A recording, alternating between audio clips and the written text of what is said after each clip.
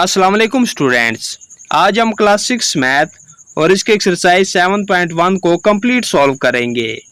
तो चलते हैं क्वेश्चन नंबर 1 की तरफ। Read and write the following sentences as an arithmetic और अलजेब्रिक इक्वेशन। तो ये जो हमें सेंटेंसेस दिए गए हैं इनको पहले हमने रीड करना है, फिर हमने इनको राइट करना है अरिथमेटिक इक्वेशन में या अलजेब्रिक इक्वेशन में।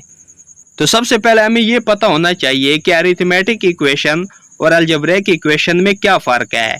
देखिए, अरिथमेटिक इक्वेशन ऐसी इक्वेशन होती है जिसमें वेरिएबल्स मौजूद नहीं होते, जबकि अलजेब्रिक इक्वेशन एक ऐसी इक्वेशन होती है कि जिसमें वेरिएबल्स मौजूद होते हैं। तो इन सेंटेंसेस के बारे में भी हमने बताना है कि इनमें कौन से सेंटेंसेस अरिथमेटिक इक्वेशन वाले हैं और कौन से सेंटेंसेस अलजेब्रिक इक्वेशन वाले हैं। तो चलिए पार्ट 1 की तरफ। तो पार्ट 1 को देखिए। 4 टाइम्स अ नंबर 9, यानी एक नंबर है 9। 4 टाइम्स अ नंबर 9 यानी 9 मल्टीप्लाई हो रहा है किसके साथ? 4 के साथ। अब आगे देखिए। इंक्रीज्ड बाय 4 यानी इसमें हम इंक्रीज करेंगे, ऐड करेंगे क्या? 4 इज 40 यानी इज इक्वल है किसके? 40 के। तो अब ये कौन सी इक्वेशन होगी? तो इसमें कोई भी वेरिएबल नहीं है, तो ये अरिथमेटिक इक्वेशन होगी। ठीक है, तो इसके साथ हम लिखेंगे अरिथमेटिक इक्वेशन।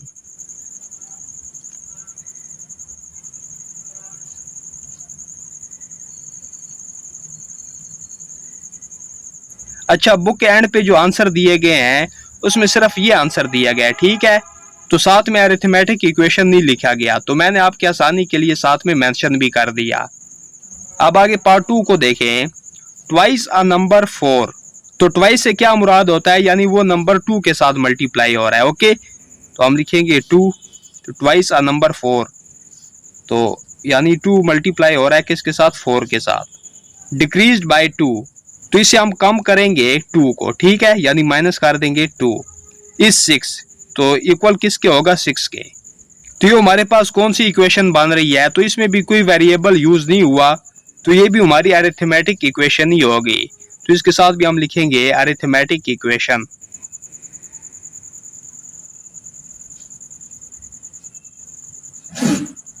अब आगे पार्ट 3 को देखें। तो पार्ट 3 है हमारे पास ट्वाइस अ नंबर n, यानी n किसके साथ मल्टीप्लाई हो रहा है? 2 के साथ। तो हम लिखेंगे यहां पर 2 मल्टीप्लाई n। ठीक है, तो आगे देखिए -3, तो इससे माइनस क्या हो रहा है? 3 इक्वल्स 20, तो ये किसके इक्वल है? 20 के। तो देखिए इसमें वेरिएबल n भी आ गया है, तो ये तो अरिथमेटिक इक्वेशन ना हुई, तो इसे हम अलजेब्रिक इक्वेशन कहेंगे। ठीक है, तो इसके साथ हम लिख लेते हैं अलजेब्रिक इक्वेशन।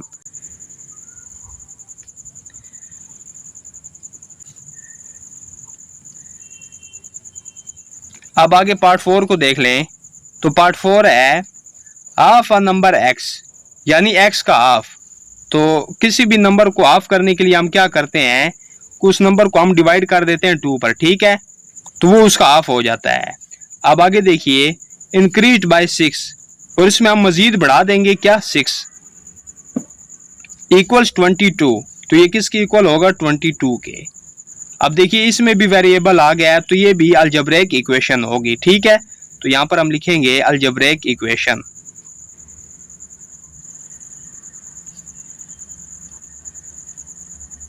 अब आगे पार्ट 5 को देखें। 3 टाइम्स 6, यानी 6 3 के साथ मल्टीप्लाई हो रहा है। ओके, आगे देखिए डिवाइडेड बाय 3, तो डिवाइडेड बाय 3 लिख लें इज 6, तो ये किसकी इक्वल होगा? 6 के। तो इसमें कोई वेरिएबल यूज नहीं हुआ, तो इसे हम कह सकते हैं अरिथमेटिक इक्वेशन।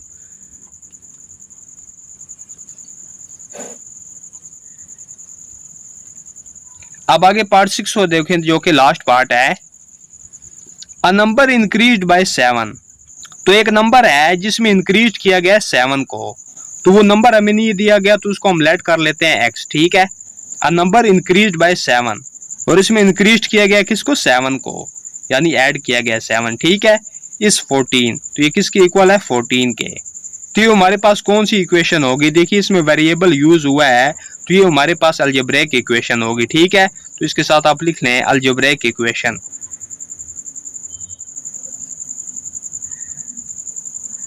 तो इसी तरह हमारा जो क्वेश्चन नंबर 1 है ये कंप्लीट हो चुका है। नेक्स्ट हमारे पास क्वेश्चन नंबर 2 है, right the following equations into words form. तो ये जो हमें इक्वेशंस दी गई हैं इनको हमने वर्ड्स फॉर्म में लिखना है। तो क्वेश्चन नंबर 1 में क्या था कि ये वर्ड्स फॉर्म में थी तो इनको हमने इक्वेशन फॉर्म में लिखा, जबकि यहाँ पर इक्वेशंस फॉर्म है तो इनको हमने वर्ड्स फॉर्म में लिखना है। तो चलिए पार्ट 1 की तरफ।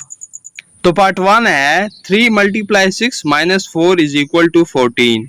तो इस इक्वेशन को हमने वर्ड्स की फॉर्म में लिखना है। तो हम लिखेंगे 3 टाइम्स अ नंबर,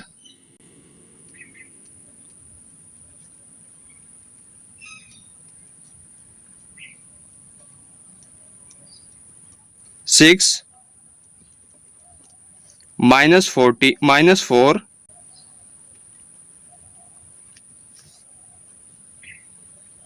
और इक्वल है किसके, 14 के। तो यहां पर हम लिखेंगे इक्वल्स 14।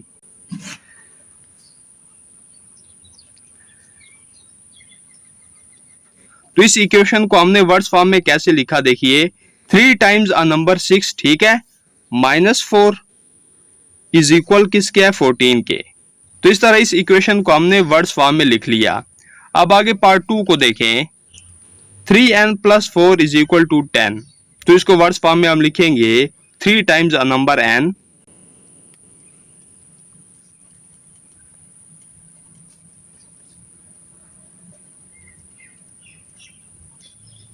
आगे इसमें ऐड हो रहा है 4 तो आगे हम लिखेंगे इंक्रीज बाय 4।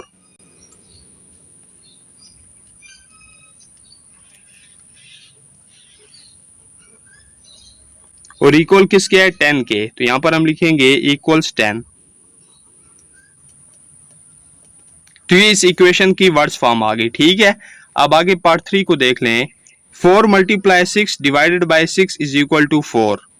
तो 6 कितने टाइम है, 4 टाइम। तो यहां पर हम लिखेंगे 4 टाइम्स अ नंबर,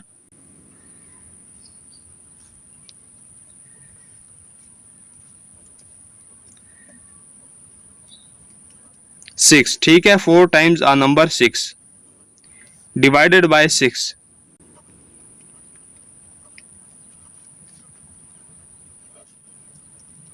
सॉरी, यहां पर 6 को आपने वर्ड की फॉर्म में लिखना है इस तरह, ठीक है।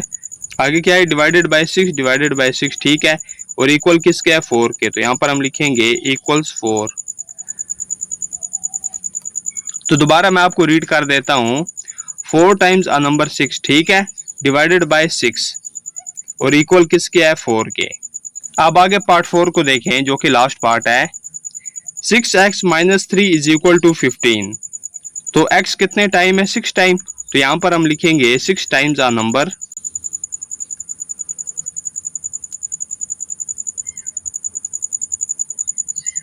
x, आगे क्या है, -3। तो हम लिखेंगे -3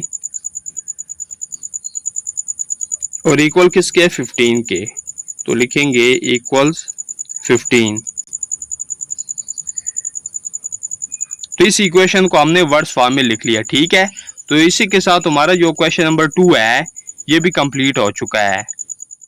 नेक्स्ट हमारे पास क्वेश्चन नंबर 3 है, identify the following as an equation और एक्सप्रेशन। तो इनके बारे में हमने बताना है कि इनमें से कौन सी इक्वेशन है और कौन सा एक्सप्रेशन है। तो आप में से अक्सर स्टूडेंट्स जो हैं वो क्वेश्चन नंबर 3 और क्वेश्चन नंबर 1 को एक ही समझते हैं, लेकिन ऐसा बिल्कुल भी नहीं है, क्योंकि क्वेश्चन नंबर 1 में जो पूछा गया है वो क्या है, अरिथमेटिक इक्वेशन या अलजेब्रिक इक्वेशन, जबकि क्वेश्चन नंबर 3 में सिर्फ इक्वेशन या एक्सप्रेशन की बात की जा रही है। तो पहले तो हमें ये पता होना चाहिए कि इक्वेशन और एक्सप्रेशन में फर्क क्या है। देखिए, अगर हम वेरिएबल्स की बात करें ना, तो जो वेरिएबल्स होते हैं वो इक्वेशन में भी मौजूद होते हैं और एक्सप्रेशन में भी वेरिएबल्स मौजूद होते हैं। इनमें जो असल फर्क है वो ये है कि जो इक्वेशन होती है इसमें इक्वल का साइन होता है, जबकि एक्सप्रेशन में इक्वल का साइन नहीं होता। अगर सिंपल वे में मैं आपको समझाऊं, जो इक्वेशन होती है ना इसमें लेफ्ट हैंड साइड भी होती है और राइट हैंड साइड भी होती है, जबकि एक्सप्रेशन में सिर्फ एक ही साइड होती है। उम्मीद करता हूं कि आपको इक्वेशन और एक्सप्रेशन में फर्क समझ आ गया होगा।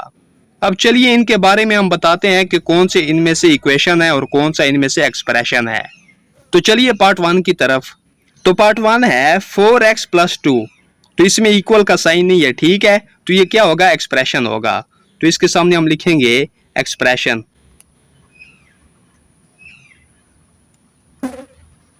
अब पार्ट 2 को देख लेते हैं।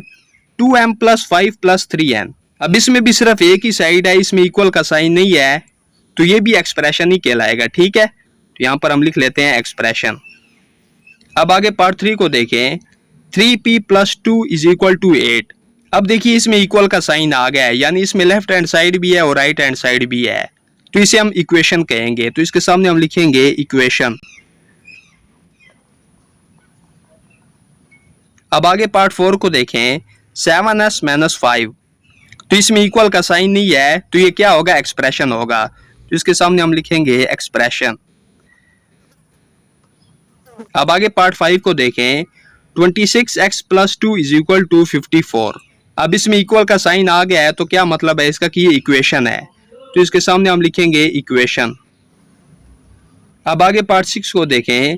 2/5p + 1/3 = q + 6। तो देखिए इसमें इक्वल का साइन आ रहा है, ठीक है, तो इसका क्या मतलब है कि ये एक इक्वेशन है, तो इसके सामने भी हम लिखेंगे इक्वेशन। अब आगे पार्ट 7 को देखें। 3x + 2y + 7। तो इसमें सिर्फ एक ही साइड है, यानी इसमें इक्वल नहीं है, ठीक है, तो इसे हम एक्सप्रेशन कहेंगे। तो यहां पर आप लिख लें एक्सप्रेशन। अब आगे पार्ट 8 को देखें। 4x + 5y = 5x - 3y + 3। तो इसमें इक्वल का साइन यूज हुआ है, तो हम इसे क्या कहेंगे, इक्वेशन कहेंगे, ठीक है। तो इसके साथ आप लिख लें इक्वेशन, ठीक है। तो ये हमारी इक्वेशन होगी। अब आगे पार्ट 9 की बात कर लेते हैं। 4x - 1 = 7। अब इसमें भी इक्वल का साइन आ रहा है, तो ये हमारे पास क्या होगी, इक्वेशन। पार्ट 10 को देखें। 3/4x - 5 = 4x। तो इसमें भी इक्वल का साइन आ रहा है, तो ये इक्वेशन होगी, ठीक है। अब आगे पार्ट 11 को देखें, जो कि लास्ट पार्ट है। 4x + 1/3y + 1। तो इसमें सिर्फ एक ही साइड है, यानी इसमें इक्वल का साइन नहीं है, ठीक है, तो इसे हम क्या कहेंगे, एक्सप्रेशन।